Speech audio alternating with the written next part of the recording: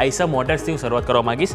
આઈસા મોટર્સના જે પરિણામ આવે છે ઓવરઓલ નંબર સારા જોવા મળે છે, પરંતુ અમને જે સ્પેસિફિક રોયલ એનફિલ્ડ સેગમેન્ટ છે એમાં થોડી નિરાશા જોવા મળી છે. કંપનીનો નફો 19.9% વધીને ₹1101 કરોડ પર આવ્યો છે. આવક 10.2% વધી છે, જ્યારે કંપનીના ઇબિટા 1021 કરોડ હતા, જે 14.2% વધીને 1165 કરોડ પર આવ્યા છે, જ્યારે કંપનીના માર્જિન 25.6% હતા, જે વધીને 26.5% પર આવ્યા છે. આ વાતથી આપણે આઈસા મોટર્સની. જે બાદ એસ્ટ્રલ પાઇપ્સની વાત કરવા માંગીશ, જેમાં ઓલમોસ્ટ ફ્લેટ આપણને નંબર જોવા મળે છે. કંપનીની આવક 7.8% વધી છે, જે ₹1384 કરોડ આવી છે. નફો માત્ર 0.5% વધ્યો છે, જે ₹120 કરોડ આવ્યો છે.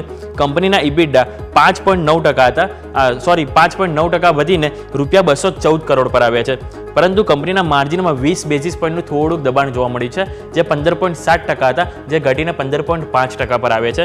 જે બાદ સેલ તમારા આજના દિવસે રડાર પર રહેશે. ખાસ કરીને સેલના જે નંબર આવ્યા છે એમાં આવક 2% ઘટીને ₹23,998 કરોડ આવ્યું છે, પરંતુ નફો 62% ઘટ્યો છે, જે ₹82 કરોડ આવે છે. પરંતુ એની પાછળનું એક કારણ એ છે કે આ એક એક્સેપ્શનલ ખોટ છે કે કંપનીએ એમ્પ્લોય અલાવન્સ માટે આ સ્પેસિફિક ખર્ચ કર્યો હતો, જો ઓલમોસ્ટ ₹312 કરોડ છે. એની અસર આપણને નફામાં જોવા મળી છે, બાકી આટલી મોટી ઇમ્પેક્ટ આપણને નફામાં જોવા ના મળે. કંપનીનું ઓપરેશનની વાત કરીએ તો ઓપરેશન નંબર ઘણા સારા છે. ઇબિટા 35% વધીને ₹2200 કરોડ આવે છે. માર્જિન 6.8% હતા, જે વધીને 9.3% આવે છે. એટલે કે ઓવરઓલ આપણને એસેટ ક્વોલિટી પણ સારી ઓવરઓલ જોવા મળી છે ઓપરેશન નંબર. જે બાદ કોન્કોર તમારા રડાર પર રહેશે. કોન્કોરમાં આવક 9.4% વધીને ₹2103 કરોડ આવી છે, જ્યારે કંપનીનો નફો 5.8%થી ગ્રો કર્યા છે, અને કંપનીના ઇબિટા 11.6% વધીને ₹442 કરોડ પર આવ્યા છે, અને માર્જિન પણ જે 20.6% પર હતા, જે વધીને 21% પર આવે છે. એટલે કે ઓવરઓલ આપણને કોન્કોરમાં પણ પ્રદર્શન સારું જોવા મળ્યું છે.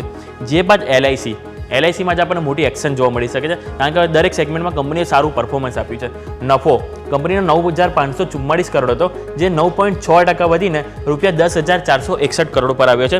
કંપનીનો ન્યૂ બિઝનેસ પ્રીમિયમ જે અરાઉન્ડ 46,052 કરોડ હતું, જે 26.96% વધ્યું છે, અને ઓલમોસ્ટ 58,470 કરોડ ઉપર આવી પહોંચ્યું છે.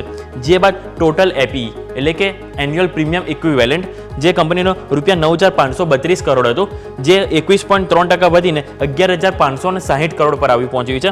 સાથે સાથે રિટેલ એપીઈ કે જેમાં 13.4%નો ગ્રોથ દર્શાવે છે, જ્યારે net value of new business, કારણ કે કોઈ બી પ્રીમિયમ ઇન્સ્યોરન્સ કંપની હોય તેમાં વેલ્યુ ઓફ ન્યૂ બિઝનેસ ઘણું કામનું હોય કે નવો બિઝનેસ કેટલો આવ્યો. તો કંપનીનો જે નવો બિઝનેસ છે એમાં 23.65%નો વધારો દર્શાવે છે, અને વેલ્યુ ઓફ ન્યૂ બિઝનેસના માર્જિનમાં કેટલું ઇમ્પ્રુવમેન્ટ થયું છે, જે 13.7% હતા, જે વધીને 13.9%, એટલે કે અહીંયા 20 બેઝિસ પોઈન્ટનો વધારો જોવા મળે છે. એટલે કે એલઆઈસી આજના દિવસ આપણે રડાર પર રહેશે. જે બાદ બાયોકોનના નંબર આવે છે. બાયોકોનના જે નંબર આવે થોડા આપણને નિરાશાજનક જોવા મળે છે, અનુમાનથી થોડાક, કે કંપનીની આવક જે 3,422 કરોડથી માત્ર 0.3% વધીને ₹3,432 કરોડ પર આવી છે. કંપનીનો નફો 101.4 કરોડ હતો. આ કંપનીનો નફો સારો એવો વધ્યો છે, જે ઓલમોસ્ટ 550.6% વધીને 659 કરોડ વધ્યો છે.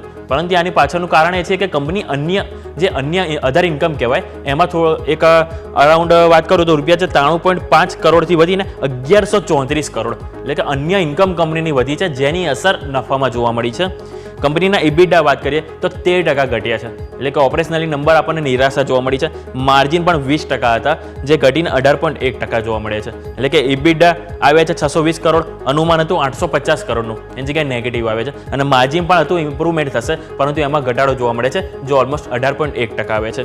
જે બાદ તમારા રડાર પર રહેવા છે ઓઇલ ઇન્ડિયા જે નંબર આવે છે કે એમનો જે નફો 9.1% ઘટાડો દર્શાવે છે, જે ₹1466 કરોડ પર આવી પહોંચ્યા છે, અને કંપનીની આવક 17.7% વધીને અરાઉન્ડ 5,331 કરોડ આપણને જોવા મળી છે. અને આ જે આવક છે એક્સેસ ડ્યુટી હટાવ્યા બાદનો આ આંકડો છે, જે તમારે ધ્યાન પર રાખવું જરૂરી છે. એટલે ઓઇલ ઇન્ડિયા તમારા રડાર પર રહેશે. સાથે સાથે એબીબી ઇન્ડિયાના પરિણામ આવ્યા છે કે પહેલા ત્રિમાસિકમાં કંપનીએ નફો 50% વધીને 443.5 કરોડ પર આવ્યો છે, અને કંપનીની આવક 12.8% વધીને ₹2,830.9 કરોડ આપણને જોવા મળી છે, અને કંપનીએ 10.66% ઇન્ટરિમ ડિવિડન્ડની પણ જાહેરાત કરી છે, જે તમારે ધ્યાન પર રાખવું જરૂરી છે. જે બાદ જીએસપીએલ ગુજરાત સ્ટેટ પેટ્રોલિયમ લિમિટેડ કે કંપનીનો નફો 21.3% વધીને 526 કરોડ આવ્યો છે. આવક 15% વધીને 4,727 કરોડ આવ્યો છે. અને અહીંયા પણ આપણને આવકમાં જે નંબર છે એ એક્સાઇઝ ડ્યુટી હટાવ્યા બાદનું છે, જે તમારે ધ્યાનમાં રાખવું. જે બાદ શોભામાં થોડીક નિરાશા જોવા મળી શકે છે. કંપનીનો નફો 49.8% ઘટ્યો છે, જે ઓલમોસ્ટ 6.1 કરોડ પર આવી પહોંચ્યો છે. એટલે કે અહીંયા આપણને મોટી નિરાશા જોવા મળી છે. અને કંપનીની આવક 907 કરોડ હતી, જેમાં પણ 29.5% ઘટાડો દર્શાવે છે, અને જે ઓલમોસ્ટ 640 કરોડ પર આવી પહોંચી છે. એટલે કે ઓવરઓલ નફો અને આવક બંનેમાં કંપનીમાં આપણને નિરાશા જોવા મળી છે. જે બાદ લાસ્ટ સ્ટોકની વાત કરવા માંગીશ, નજારા ટેકનોલોજી. ગઈકાલે માર્કેટ બંધ થયા બાદ અપડેટ આવી હતી કે કંપનીએ જે યુકેની ફ્યુઝ બોક્સ ગેમ્સ કરીને કંપની છે કે જેને 228 કરોડમાં અહીંયાથી તેઓ એક્વાયર કરશે. અને આ જે ફ્યુઝ બોક્સ ગેમ્સ છે એ સ્પેસિફિક સ્ટોરી આધારિત, એટલે કે સ્ટોરી બેઝ તેઓ અહીંયાથી ગેમ બનાવે છે. હવે તેઓ બંને સાથે મળીને ગ્લોબલ આઈપી આધારિત તેઓ અહીંયાથી ગેમ બનાવશે અને એના પર કામ કરતા જોવા મળશે. આ વાતથી નજારા ટેકનોલોજીની. હવે આજે ખાસ શું છે માર્કેટમાં એ જાણવું પણ જરૂરી છે. સ્વાભાવિક આજે શુક્રવાર છે, એટલે કે આજે સેન્સેક્સની વીકલી એક્સપાયરી છે. જે બાદ નિફ્ટીની આજે કંપનીની કે ગ્રેસિમ ઇન્ડસ્ટ્રી જે નિફ્ટીની કંપની છે કે જેનો આજે પરિણામ આવવાના છે. જે બાદ વાયદા બજારની કુલ 11 કંપનીના પરિણામ આવવાના છે, જે તમારે ધ્યાન પર રાખવા જરૂરી છે. એક વખત તમને નંબર જણાવી દઉં તો Aarti industry, Alkem lab, Balkrishna industry, Berger paint, જે બાદ India cements, Info Edge, cements, Sun TV, Trent, Zydus life science અને જુબિલન્ટ ફૂડવર્ક્સ આ દરેકના પરિણામ આવવાના છે, જે તમારે આજે એક્સેલમાં જોવા મળી શકે છે. તો ઓવરઓલ દરેક આપણે સ્પેસિફિક વાત કરી, સ્ટોક સ્પેસિફિક કે એમના ન્યૂઝ સ્પેસિફિક કે સ્પેસિફિક કે કંપનીના જે પહેલા ત્રિમાસિકના પરિણામ આવે છે કે જેના આધારે આપણને મોટી એક એક્શન આવતી જોવા મળી શકે છે. તો દરેક સ્ટોક તમારો વોચલિસ્ટમાં હોવા જરૂરી છે.